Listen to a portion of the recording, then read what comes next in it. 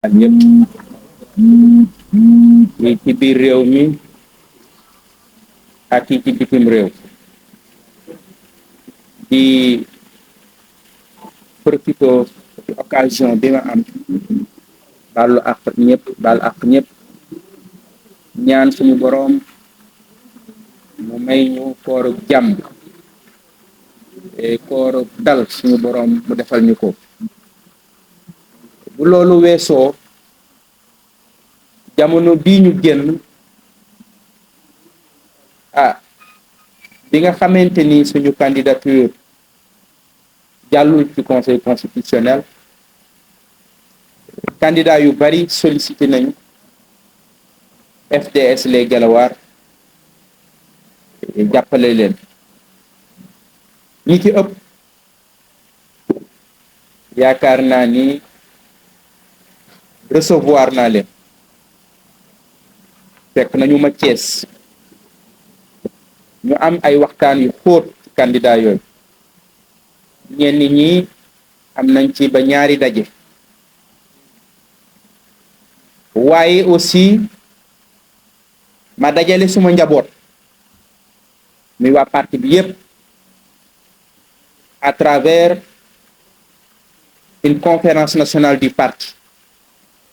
boo xam ni bànqaasu parti bi yépp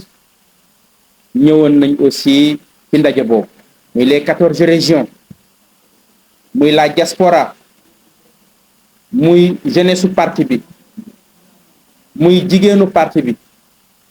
muy cadre parti bi ndax exercice démocratique boobu dafa am solo parti du benn nit moo koy doxal du benn nit moo ko moom ñi nekk ci parti bi yépp ñu ñëw ci parti bi dañu am seeni xalaat ñu war leen a may possibilité ñi wax seeni xalaat ñi ni leen de lii de xew na ci parti bi lan moo di ci seeni xalaat loolu lépp aussi doxal nañu ko parti bi région bu ne rek kuréel gu ne ci parti bi wax ñi li nga xamante ni moom la xalaat dañu ca jógee ñu jox ma aussi mandat ngir lan ma war a continuer waxtaan yooyu xóotal ko ak yenn candidat yi dinaa ci ñëwaat ci kanam tuuti ginnaaw liggéey bu yaatu boobu nga xamante ni def nañ te mu xawoon a yàgg tuuti nag ndax rek dañu bëggoon mu tegu ci démocratie parti bi ñu ko defee parti bi jël na décision de manière souveraine ni dafay soutenir le candidat Bassirou Diomaye Faye loolu tabax nañ ko ci ñetti étape du woon lu yomb tabax nañ ko ci ñetti étape bi ci jiitu mooy délégation bi nga xamante ni envoyé na ma ko Thiès ma recevoir délégation boobu ñu waxtaan wu yaatu ci dëgg ñu waxtaan wu yaatu ci dëgg ndax alliance la bu ñu war a tabax wala bu ñu war a tabaxaat suñu koy tabax wala ñu koy tabaxaat mun ñu ko tabax lu dul ci dëgg bi ñu ñëwee Thiès waxtaan nañ délégation bi nga xam Bassirou moo ma ko yónni ñu waxtaan wu xóot ñi fàttalente aussi yu baree bari yoo xamante ni dox na ci suñu diggante lu bari rafet ak aussi ay réeroo yoo xamante ni am na mais prise de contact boobu bari na lu mu yombal par la suite mais lépp réglé wul woon ci bés boobu mais li am solo mooy prise de contact ñaari organisation yi jël décision di seetente continuer waxtaan wi xóotal waxtaan deuxième étape bi nga xamante ne moo ci am mooy le contact physique ak le candidat lui-même direct et physique boo xam ne am naa ko ak le candidat waxtaan ak moom ci yenn réforme lañu war a def ci réew mi ci yenn taxawaay lañu war a am ci réew mi ci ban programme lañu war a am ci réew mi un programme de changement un programme de rupture un programme radical lutte contre la corruption, un programme radical sur la bonne gouvernance, un programme radical ci ressources yi nga xamante ni moom la réew mi am. ressources yooyu ñu mën a fexe mu des ci réew mi koom-koom goo xamante ni day profité waa réew mi mu nekk koom-koom goo xamante ni day dindi ndóol ci réew mi ba suñu doom yi duñu dee ci géej gi te kenn du leen jooy. muy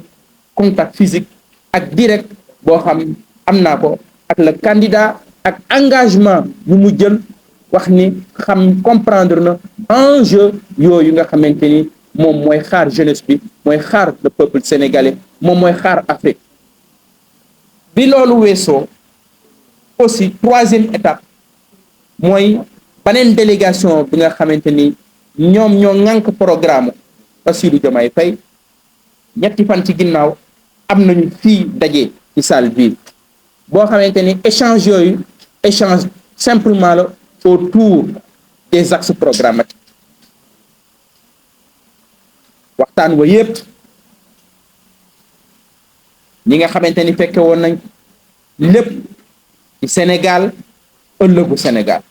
Afrique ëllëgu Afrique, lan moo war a nekk taxawaayu suñu génération, lan moo war a nekk taxawaayu équipe bi nga xamante ni yaakaar nañu buñ ko taxawalee bu jëlee réew mi ci yenn réforme la war a mën a engagé wu. ñun ñu am lu ñu bindoon jox leen ñoom it aussi ñu envoyé ñu seen programme, waaye naam ñun binduñu programme boobu ndaxte bi ñuy ñëw fekk na ñoom ñu stabiliser seen programme, mais waxtaan nañ ci waxtaan wu xóot ci biir programme boobu, mais ñaar ba ñett yaakaar naa mën na justifier suñu engagement ci programme boobu. ndax parti bu ne nag aussi am nga sa programme, donc mënuloo imposer keneen programme am boo xam ne bind na ko mënoon aussi lépp lay épouser ci programme déedéet ma waxee noonu de, waaye mën nañoo wax ni ñaar ba ñett yi ba ñeent yi war nañ cee mën a téye tekki suñu tànk bu dëgër bu wane ni mën nañu justifier intellectuellement engagement bu ñu mën a engager pour soutenir coalition bi ci jiitu mooy la question de la souveraineté. xam ngeen ni suñu dernier congrès bi ñu def Dakar bi ma investiroon thématique majeure congrès boobu c'était la souveraineté des peuples. Souveraineté nekk concept majeur ci suñu vision politique ci suñu programme politique. Souveraineté boobu sax soo xoolee Gelawaar sax li ko tax a jóg lépp li muy xeex mooy yegsi ci souveraineté boobu. Tout le message de Gelawaar, tout le combat de Gelawaar, toutes les valeurs de Gelawaar mooy souveraineté boobu, nan la suñu réew yi mën a moomee seen bopp. gis nga réew ci boppam bu fekkee li muy dundee ak di ko woddoo mi ngi ko yaakaar ci réew ñu moom, gis nga réew mooma li ko dale ci maamam li ko dale ci ay sët sëtaatam ak ci ay doomam benn kàddu rek lay xam, jërëjëf. Donc chaîne boobu la ñu bëgg a dagg ba suñu réew yi am une souveraineté au plan politique, une souveraineté au plan économique, ba koom yi feeñ ci réew mi di pétrole di gaz di fer di les ressources naturelles di suñu géej gi koom yooyu mën a profité askanu Sénégal. Di souveraineté aussi militaire, di souveraineté aussi monétaire souveraineté militaire, parce que réew bu mënta assurer sécurité boppam réew mooma mënta préparer développement, parce que la sécurité aussi précède le développement. Donc souveraineté boobu seetlu nañ ci ni ñun ak ñoom bari na ci valeur yoo xamante ni ñun ñoo ko partagé ci souveraineté boobu. beneen bi mooy la gouvernance, ñu d'accord ak ñoom ni suñu réew yi dara téyewu ko lu dul yorin wu bon, du ñàkk de, du sous-développement de, sous-développement politique moo am ci Afrique, sous-développement ay dirigeants moo am ci Afrique, waaye du ñàkk koom yu développé suñu dëkk yi, ñàkk taxawaay ñàkk pas-pas ñàkk bëgg seen réew ñàkk seen réew jaral leen loolu moo téye suñu réew ca loolu mi ngi feeñ ci gouvernance boo xamante ni mi ngi tegu ci yow ci sa bëgg-bëgg mi ngi tegu yow ci say ñoñ mi ngi tegu ci yow sa ñooñu famille ñu jël alalu réew mi pasaree ko ñu jël alalu réew mi tong ko bii bukki bii sàmba bii njuur foofu la réew mi toll ci yorin wu bon la gouvernance boobu ñu yaakaar ni war nañ ko tabaxaat war nañ ko tëggaat mu ñëwaat ci ay valeur yoo xamante ni valeur de transparence la valeur de partage la ba doomu réew mi fu mu mënti nekk li nga xamante ni mooy ak xam mu mën cee jot ba li nga xamante ni mooy transparence ci boppam bu mën a nekk de rigueur ba ñu mën a protéger alalu réew mi ba ñu war a mën a sàmm alalu réew mi ba ñu war a mën a sakkanal alalu réew mi ci boppam wàññi sàcc ndax corruption bi am ci réew mi corruption bi am ci Afrique mënta tabax ëllëgu Afrique mënta nekk je pense que ni loolu de manière radicale la question de la gouvernance dañ ci am des positions radicales parce que jàpp nañ ni mooy premier pas pour ñu mën a aller vers le développement yaakaar nañ ni ñun ak ñoom aussi bokk nañ ci ay vision bokk nañ ci ay xalaat ci boppam ñi nga xamante ni ñoom la Bassirou aussi yónnee yaakaar naa ni seen message aussi yegg si ne li ñu leen wax aussi FDS les Guelwaar wax leen ko yaakaar nañ ni aussi ñoom yegge nañ ko candidat bi wala yegg nañ ko aussi ñi nga xamante ni ñoom dañu koy liggéeyal beneen bi c'est sur la démocratie bi nga xamante ni dañ ko war a tabaxaat démocratie bi nga xamante ni ay la yëwen sëngéem na li ko sëngéemal mooy dara bëgg-bëgg benn doomu aadama réew mënta dox ci bëgg-bëgg benn doomu aadama ay réformes yoo xamante ni war nañ koo mën a def des réformes institutionnelles courageuses ay réformes yu profonde ba seen yi nga xamante ni ñoo téye woon suñu démocratie ñu mën leen a taxawalaat ba suñu démocratie continuer di dund ndax xam ngeen ni suñu démocratie noonu lay doxee war nañ ko def aussi sur le système électoral sur le processus électoral yooyu réforme aussi yaakaar nañ aussi war nañ ko def mais aussi justice bi nga xamante ni aussi wax naa ko yooyu yëpp suñu ko boolee moo tax ñu jàpp ni war nañu mën a ànd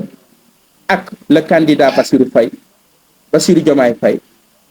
ñun FDS les Guelwaar tibb ci valeur yi nga xamante ni moom la ñu gëm muy valeur de souveraineté ci boppam muy valeur bonne gouvernance ci boppam muy valeur dignité yaakaar nañ ni loolu war nañu mën a yóbbu ñu ànd ak Bassirou Diomaye Faye loo xamante ni du tegu ci mode ndax ñun duñu dem ci dara ndax mode déedéet dañuy dem ci mbir ndax dañ ko teg ci valeur dañ ko teg ci xam-xam dañ ko teg ci loo xamante ni ay la yeween suba dinañ ko mën a justifier dinañ mën a jàkkaarloo askanu Sénégal ni lii moo taxoon ñu mën ko def ci boppam waaye loo xamante ni ci dara effet mode parce que c'est de manière souveraine moment bi nga xamante ni tous les candidats promettre nañ lu ne promettre nañ ko am na ci ñoo xamante ni sax dem nañ ba suñu soutenir xaalis mën nañ la koo jox lu bëree bëri loo xamante ni mën nga fay jóge ci boppam di nga am autonomie noo bëgg a doxale sa politique di nga ko doxale waaye loolu amul solo li am solo mooy Sénégal ndax ñun dañuy jeex ñun ñi ñëpp dañuy jeex waaye Sénégal du jeex Sénégal googu moo am solo bu ñu gisee ñoo xamante ni ci boppam yaakaar nañu mën nañoo bokk xalaat ci li ñu war a tëggee Sénégal suba mu nekk un Sénégal souverain mu nekk un Sénégal digne mu nekk un Sénégal libre yaakaar nañ ni mën nañoo ànd kon ñun ak ñoom dañ koy bokk kon FDS les Guelwaar jël na décision soutenir le candidat Bassirou Diomaye Faye et dinañu ko assumer dans les prochains jours donc décision boobu partout où militant FDS les Guelwaar nekk muy ci biir réew mi muy ci dëkk taax yi muy ci banlieue bi muy ci dëkk yi nga xamante ñu ngi ci kaw gi muy ci diaspora bi ci boppam ñu engagé suñu militants yi ci campagne boobu pour que au soir de l'élection présidentielle coalition boobu mën a gagner donc loolu moo waraloon tey jii ñu wootee daje bii et donc fii ci siège u Guelwaar. bi tey fii ñun coalition Diomaye Président nga xam ni Ousmane Abdoulaye Baro, Oumar Rémy Touré, Yankoba Sonko, Bassirou Kébé ak man miy wax ak yéen di Cheikh Fatma Diop tax ñu ñëw tey dajeeg équipe bu FDS les Guelwaar bi nga xam ni docteur Babacar Diop moo ko jiite lenn waral ko lu dul objectif bi nga xam ni foofu lañ bëgg a dem muy le 24 mars 2024 xam nañ ni élection présidentielle mi ngi ñëw ñu war a rassembler ñëpp ñi nga xam ni ñoo bokk gis-gis ñëpp ñi nga xam ni ñoo bokk orientation yi nga xam ne am nañ ko pour Afrique am nañ ko pour Sénégal moo tax moom ci discours am wax na ko FDS les Guelwaar ak PASTEF sax balaa coalition Diomaye Président di ñëw dafa am ay valeurs yu bëri yoo xam ne dañu ko partagé ci wàllum souveraineté muy moom sa bopp ci wàllum bonne gouvernance maanaam yorin bu sell ci wàllum institution mooy bànqaas yi ngànk réew mi ak ci wàllum sécurité muy li nga xam ne Cheikh Anta Diop newoon na loolu moo jiitu développement parce que bu ñuy toogee fii tey di wax di def conférence de presse c'est parce que leer nañu ni bu ñu génnee du ñu am jafe-jafe ci wàllum dellu suñu kër wala dellu suñuy activité donc loolu nekk ay valeurs ak ay principes communs yu ñu partagé yoo xam ni mën na justifier ci kanamu sénégalais ñu mën a booloo fàtte li nga xam ni amoon nañ ko comme jafe-jafe te jafe-jafe it lu ñu war a gis la de façon positive ndax ñaari mag ak i rakk dinañu xuloo ci kër ñaari jëkkër ak borom ak soxnaam danañu am ay jafe-jafe waaye bu ñu bokkee li nga xam ni moom la ñu gëm loolu moo leen di permettre yenn jafe-jafe yu ñu mën ko dépasser dëgmal Sénégal nag mooy 24 mars bi ñu jëm Sénégal mooy fii nga xam ni gouvernement bi yore na réew mi diggante 2012 ak 2024 ñu am loo xam ni moom la ñu war a sukkandiku muy programme bi ñu bokk pour changer réew mi dem vers Sénégal bu bees boo xam ne ku ci nekk di nga ci gis sa bopp muy mag muy ndaw muy góor muy jigéen te ci loolu ñi ngi jaajëfal docteur ci oyofte bi nga xam ni moom la am ngir mën a bokk ak ñun waxtaan yi nga xam ni moo ñu permettre ñu mën a xam ni en réalité réeroo amul woon comme ni ko wolof di waxee ñàkk waxtaan a amoon te loolu fàtte nañ ko mi ngi suñu ginnaaw li ñuy dëgg moom mooy Sénégal bi nga xam ni ñoo ko bokk te niñ ko war a yoree ñu bokk gis-gis bi nga xam ni moom la ñu am pour yor ko maa ngi leen di sant di leen gërëm. Toute l'équipe de FDS les Guelwaar avec à sa tête le docteur Babacar Diop, maire de Thiès. Je voudrais également saluer la délégation avec laquelle je suis, notamment Oumar Rémy Touré, Ousmane Abdoulaye Baro, Yankoba Sonko, Bassirou Kébé et moi-même, Cheikh Fatma Diop. Le docteur l'a dit, l'objectif du travail de ce jour répond à une série d'activités qui ont été menées antérieurement. Il y a 2 ou 3 jours dans cette même salle, nous autres qui sommes ici aujourd'hui étions là pour discuter avec lui des axes du programme du candidat Bassirou Diomaye Faye qui est à la tête de la coalition Diomaye Président. Je ne reviens pas sur le long processus qu'il a décliné, c'est un processus important sur lequel il fallait revenir parce que c'est ce processus-là qui fait ressortir les éléments de valeur commune que nous partageons avec FDS les Guelwaar. Et quand je dis nous, ce n'est pas la coalition Diomaye Président, c'est d'abord et avant tout PASTEF les Patriotes, comme parti politique dirigé par le président Ousmane Sonko, qui partage avec le docteur Babacar Diop une longue histoire de lutte commune que je voudrais synthétiser dans ce qu'on appelle le panafricanisme de gauche. C'est ce panafricanisme de gauche-là qui est au cœur des relations communes qui nous lient et qui est au cœur de ce qu'il a pu retrouver dans le programme politique que porte le candidat Bassirou Diomaye Faye. Il l'a dit, il y a des axes communs que nous partageons. On aurait lu ce programme, on aurait compris que c'était également le programme de FDS les Guelwaar à quelques orientations près.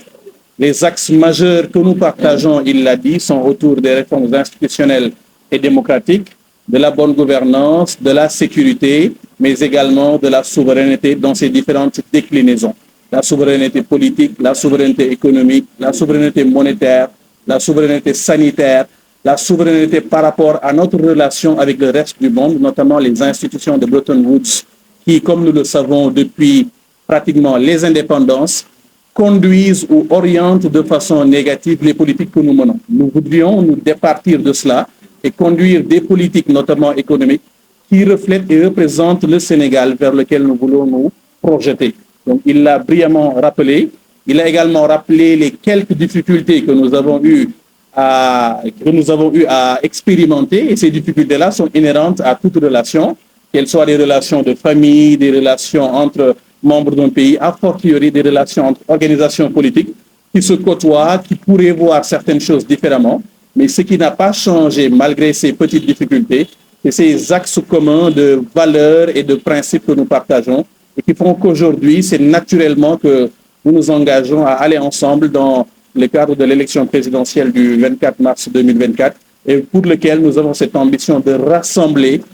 toutes ces forces-là qui sont de gauche, toutes ces forces-là qui croient en valeurs panafricanistes pour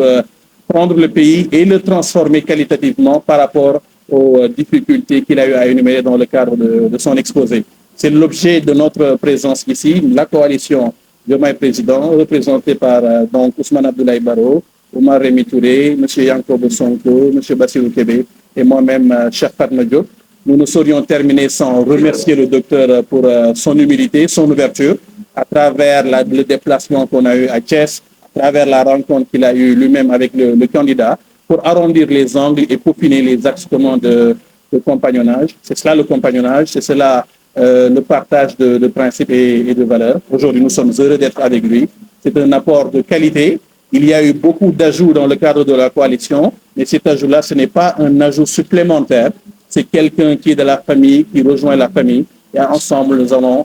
parachever le travail que nous avons entamé depuis de longues années. Je vous remercie.